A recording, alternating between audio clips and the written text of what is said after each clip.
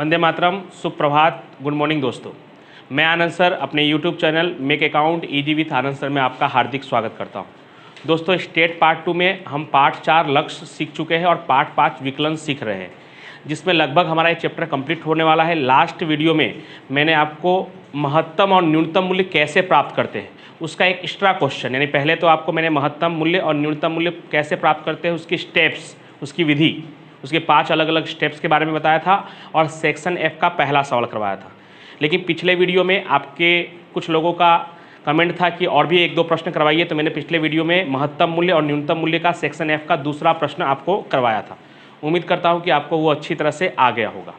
आज उसी टॉपिक से जुड़े हुए आगे के टॉपिक को हम सीखने वाले हैं, इसलिए मैं आपको एक बार फिर से हम न्यूनतम मूल्य और महत्तम मूल्य कैसे प्राप्त करते थे उसके स्टेप्स आपको याद करवा रहा हूँ।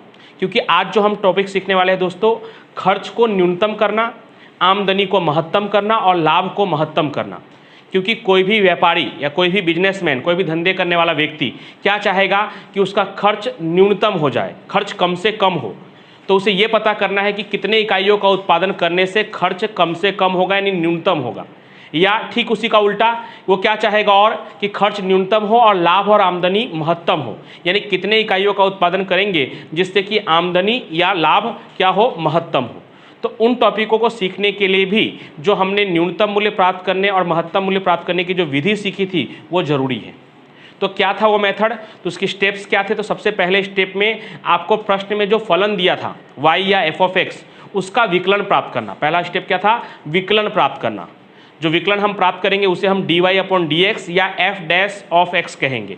यानी अगर y दिया होगा तो dy/dx और f(x) दिया होगा तो f'(x). उसके बाद दूसरे स्टेप में आपको जो विकलन आपने जो प्राप्त किया है उसके सामने 0 रखकर, यानी dy/dx बराबर 0 रखकर x का 2 स्थिर मूल्य हम प्राप्त करते थे दूसरे स्टेप में। तीसरे स्टेप में हमें 2 काम करना होता था दोस्तों। सबसे पहले हम द्वितीय विकलन प्राप्त करते थे, द्वितीय विकलन अर्थात विकलन का विकलन। द्वितीय विकलन प्राप्त करने के बाद दूसरे स्टेप में जो x के 2 मूल्य हमने प्राप्त किए होते थे उसको बारी बारी से क्रमशः हम द्वितीय विकलन में रखते थे।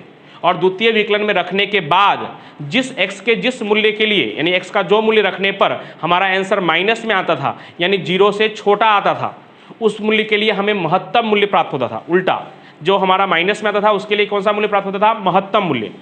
और जिसको रखने से 0 से ज़्यादा यानी प्लस में आता था उसके लिए हमें न्यूनतम मूल्य मिलता था।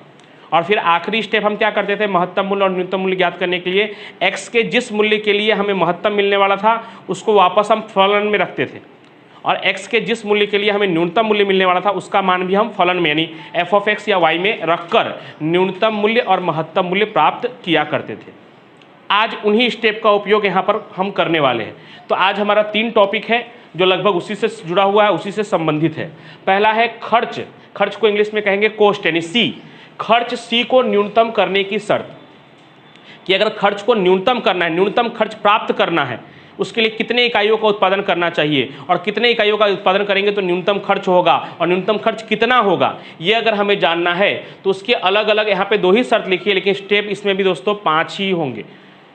क्योंकि ये 5 मार्क्स का सवाल या 4 मार्क्स का सवाल आपको पूछा जाएगा, स्टेप 5 ही होंगे, लेकिन यहाँ पे 2 ही शर्त में उसको समझा देने की कोशिश की गई है। सबसे पहला शर्त है कि dc/dx बराबर 0। तो dc/dx का मतलब क्या हुआ? जो खर्च दिया होगा आपको सवाल में, जो C दिया होगा, उसका जो विकलन प्राप्त करेंगे दोस्तों उसी को हम कहते हैं dc/dx। यानी पहले स्टेप में आपको क्या प्राप्त करना है? विकलन प्राप्त करना है। किसका? खर्च का।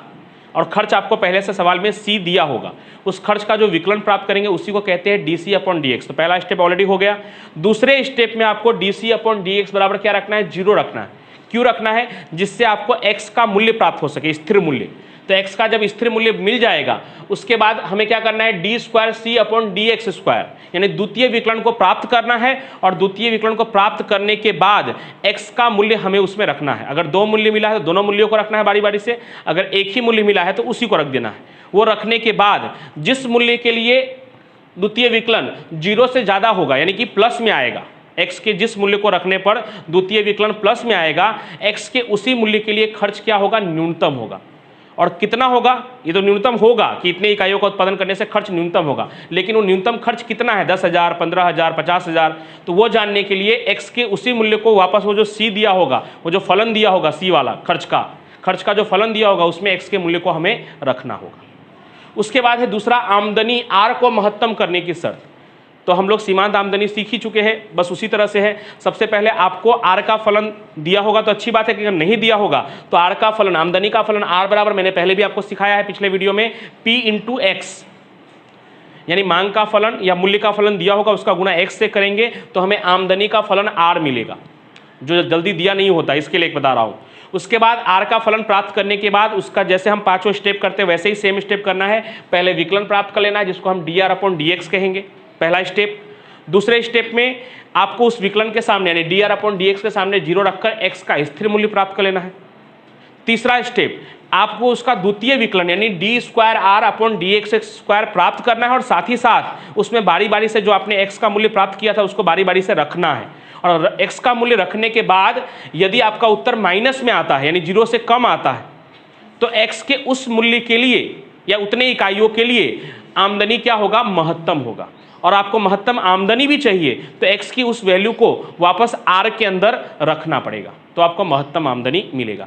तो यहाँ पे खर्च की अपेक्षा यहाँ पे क्या होगा, एक स्टेप आपको और ज़्यादा करना है। क्या करना है कि बाई चांस अगर आपको आर नहीं दिया है, आमदनी नहीं दिया है, तो पी इंटू एक्स करके आपको आमदनी निकालना पड़ेगा। उसके बाद है लाभ को महत्तम करने की शर्त। तो लाभ को महत्तम करने की शर्त भी आमदनी को महत्तम करने जैसा ही है, सेम टू सेम।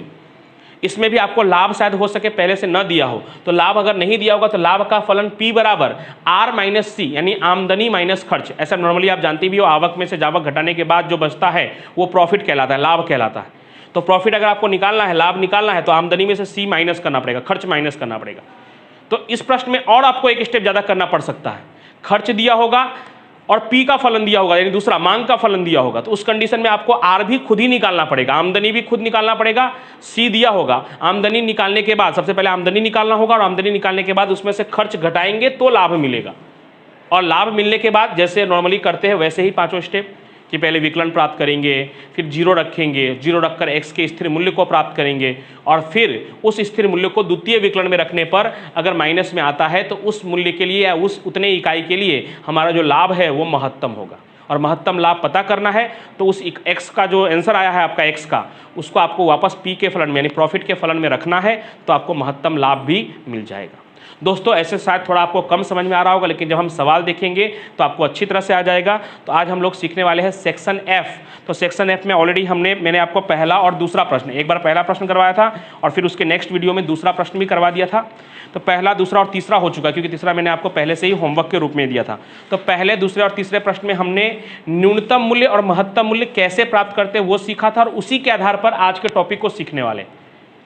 तो आज के टॉपिक में 3 टॉपिक है, खर्च को न्यूनतम करना, आमदनी को महत्तम करना और लाभ को महत्तम करना। और हमारा एफ में बाकी कौन कौन सा है, चौथा, पांचवा और छठा, जिसमें चौथे में लाभ को महत्तम करना है, पांचवे में खर्च को, उसमें भी लाभ को महत्तम करना है और उसके बाद छठे में भी आपको लाभ को महत्तम करना है। तो देखिए पहले क्वेश्चन नंबर 4, एक उत्पादक 200x प्लस 15x स्क्वायर रुपये खर्च करके, क्या करके, खर्च करके, यानी इसका मतलब वो क्या दिया हुआ है, आपको खर्च दिया हुआ है, व्यवस्थित लिखा है, आप पहचानेंगे तो आपको मिलेगा, जरूरी नहीं कि सी लिखा ही होना चाहिए।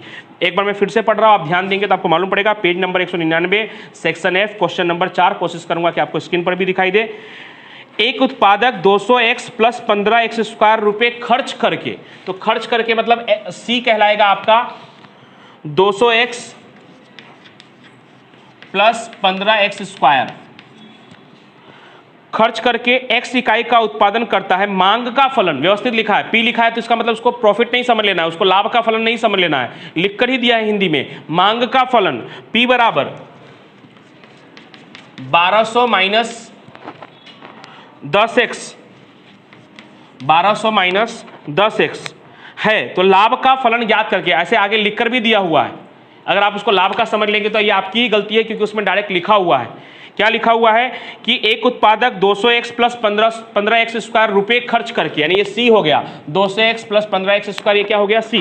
उसके बाद साफ साफ हिंदी में लिखा है मांग का फलन P बराबर 1200 माइनस 10x, और उसके बाद आपको कहा है कि पहले लाभ का फलन ज्ञात करना है और ज्ञात करने के बाद महत्तम लाभ हेतु कितने इकाई का उत्पादन करना चाहिए। सिर्फ x ज्ञात करना है, लास्ट वाला स्टेप हमें नहीं ज्ञात करना है कि महत्तम लाभ कितना होगा। खैर लास्ट वाला स्टेप नहीं ज्ञात करना है, लेकिन उसके बदले में हमें यहाँ पे 2 काम करना है। सबसे पहले तो क्या करना है, तो लाभ का फलन का सूत्र क्या लिखवाया मैंने, तो लाभ का फलन P बराबर R माइनस सी, आर यानी क्या, आमदनी।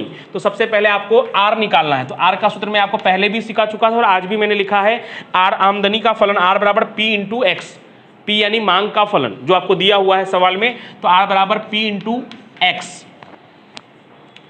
क्यों? क्योंकि हमें आमदनी नहीं चाहिए, लेकिन हमें तो क्या चाहिए, प्रॉफिट चाहिए, लेकिन उसमें भी आमदनी का काम आने वाला है, यानी आर का उपयोग होने वाला है। चलिए, तो पी कितना दिया है, तो 1200 माइनस 10x और उसका गुणा x से। तो x से गुणा करेंगे 1200 से, तो क्या होगा 1200x माइनस 10x स्क्वायर। तो ये हो गया आपका आर। और आर निकालने के बाद लाभ का फलन, लाभ का फलन P बराबर, ये जो ऊपर P दिया था दोस्तों, ये था मांग का फलन,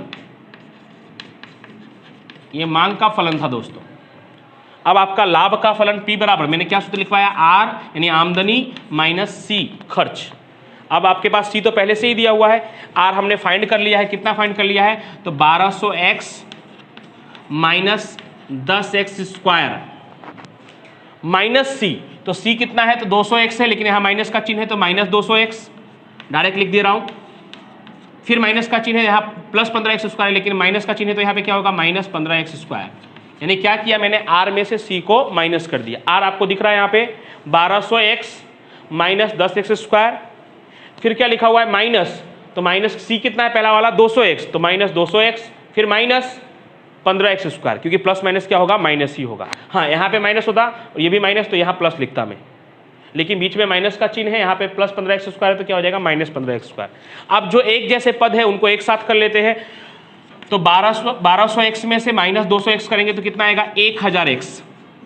कितना होगा, 1000x। और माइनस 10x स्क्वायर और माइनस 15x स्क्वायर करेंगे तो 15 और 10 25x स्क्वायर।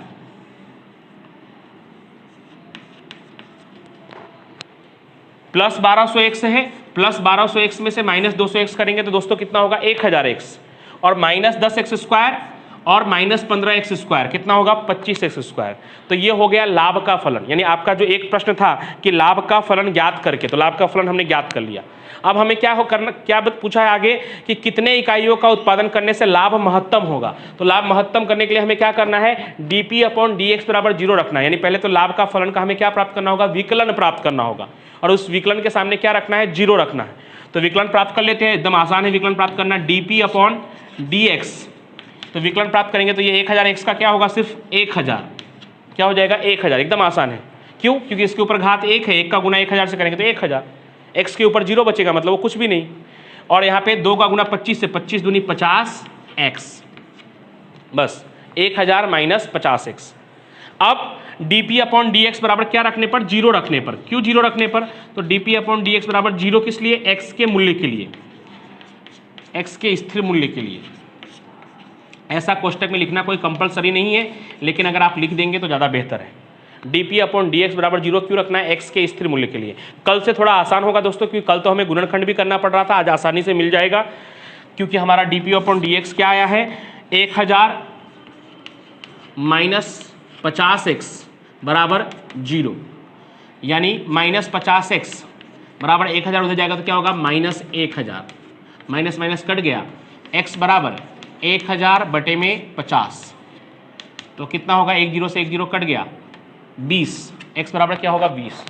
अब जैसे x की एक ही वैल्यू मिली है, सिर्फ एक ही वैल्यू मिली है 20, तो ऐसे तो हम अभी से ही कह सकते हैं कि x बराबर 20 के लिए क्या होगा, लाभ महत्तम होगा, क्योंकि एक ही वैल्यू मिली है।